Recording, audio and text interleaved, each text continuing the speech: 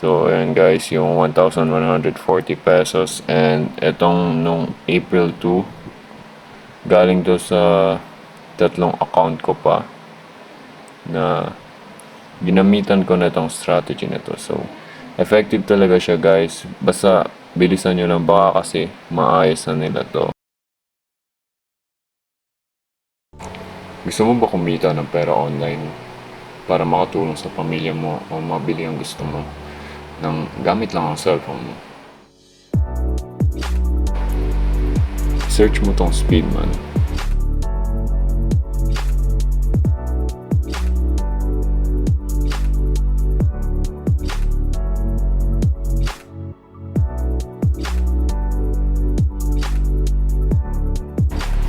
So makikita natin dito na app is still in development, which is magandang opportunity to ngayon dahil bago pa lang ang Speedman.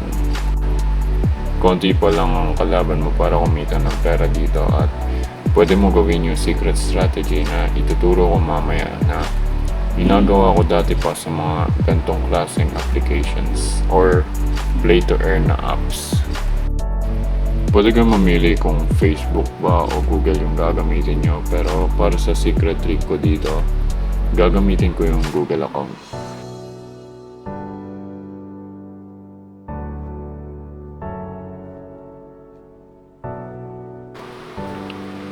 So, nandito na tayo, no? Click nyo yung screen to start playing and earning. Ganito lang siya kasimple. Dapat tapatan mo lang yung same color at kunin mo yung mga gems para kumita ka ng pera. Diba? Ang dali lang na ito. Pwedeng mo nga ito palaro sa mga kapatid nyo o anak eh. Sumaya na sila. Kumita ka pa ng pera.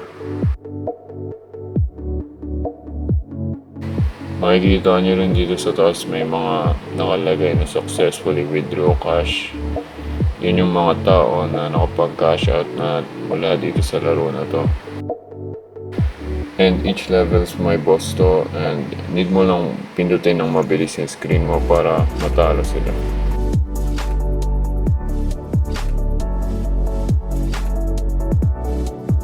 So ayun, natapos natin yung level at i-get natin yung gems natin. So makikita nyo dito na nakakuha tayo ng 10 pesos. At kada level, pwede kang makakuha ng 10 pesos. So, 50 levels lang, no? Pwede ka nang makakuha ng 500 pesos dito. Para naman makakuha ka ng 55 pesos, click mo to. Mapapabilis yung progress mo kasi magkakaroon ka ng free 55 pesos which will be your starting funds. And makukuha mo yun pag nilagay mo tong code na to dito.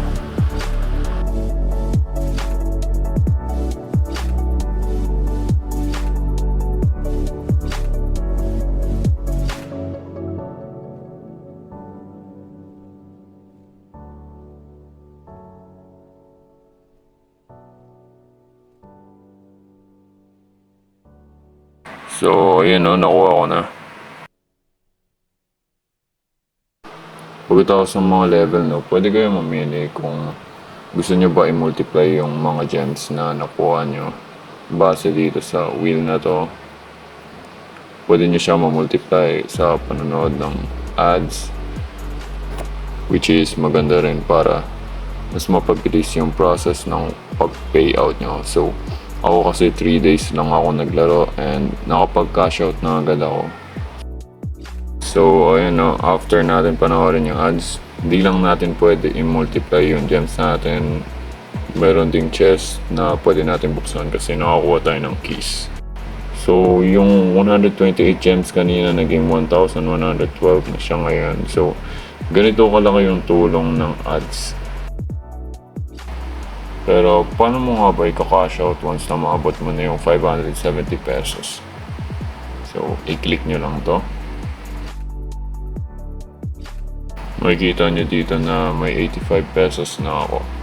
Pero, kailangan mo ng 570 pesos which is yung minimum amount para makapag-cash out ka. Meron ding 1,400 pesos at 2,300 pesos. once na maabot nyo na tong 570 pesos, pwede nyo to i-cash out through Lazada, GCash, Paymaya, GrabPay at PayPal. So, para naman makakuha kayo ng extra cash, click nyo lang dito.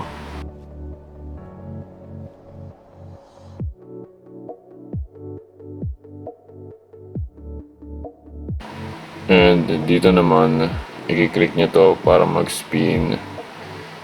And pag ginawa nyo yun, pwede kayong makakuha ng mga task points, which is pwede nyo i-convert into cash. Basta ang gagawin nyo nandito is huwag nyo i-click tong mga to kasi ads lang yan and mariredirect lang kayo. Yung X lang yung i-click nyo.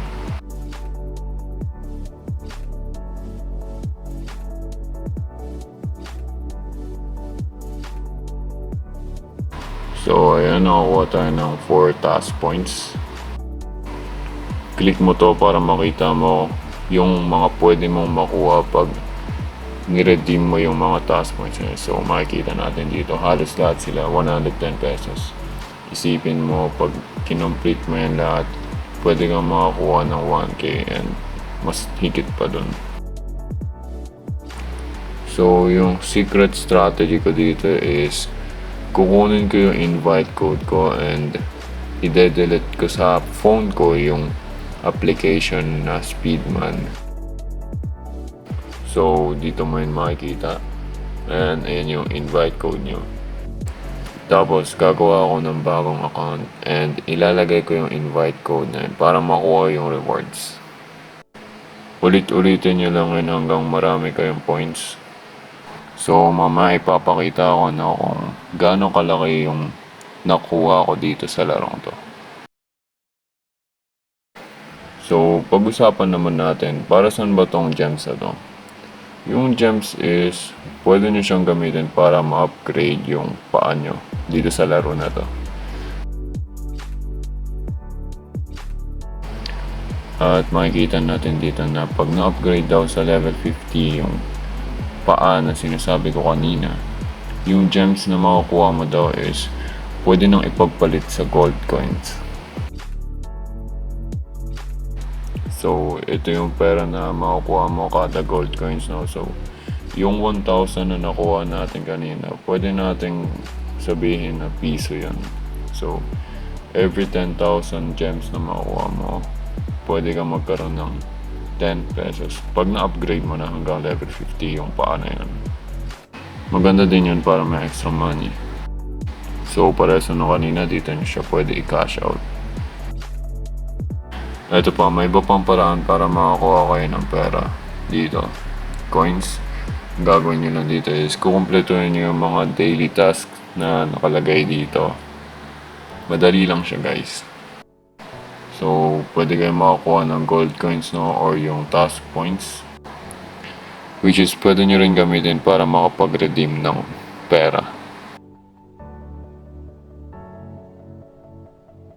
So, nagtatanong ko siguro kung paano kumikita naglalaro lang naman. So, ang pinaka-punto kasi nitong larong to is yung mga gumawa nito ay kumikita gamit ang ads. So, kada naod mo ng ads, kumikita sila.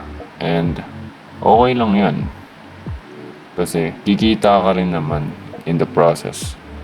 So, maging masipag ka lang kakalaro nito. At gamitin yung strategy ko na i-delete yung application at i-install mo ulit siya. Tapos, ilagay mo yung invitation code mo dun sa application na bagong dinownload mo. So, ganun lang siya kasimple, guys. Paulit-ulit mong gawin hanggang marating mo yung 570 pesos. Sa loob lang ng 3 days, nakuha ko na to. So, ngayon ipapakita ko naman yung proof of payout ko dun sa isa kong account. After gawin yung strategy na yun.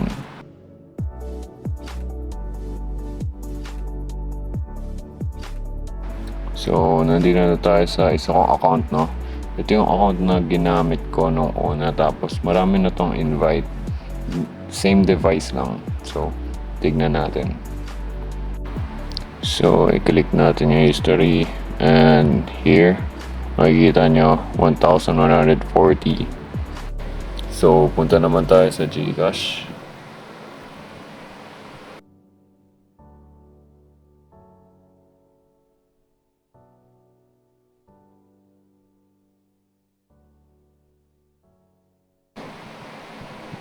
And punta tayo sa transactions. So, ayan guys, yung 1,140 pesos. And etong nung April 2, galing to sa tatlong account ko pa na ginamitan ko na itong strategy na to. So, effective talaga siya guys. Basta bilisan nyo lang, baka kasi maayos na nila to. So, yun lang.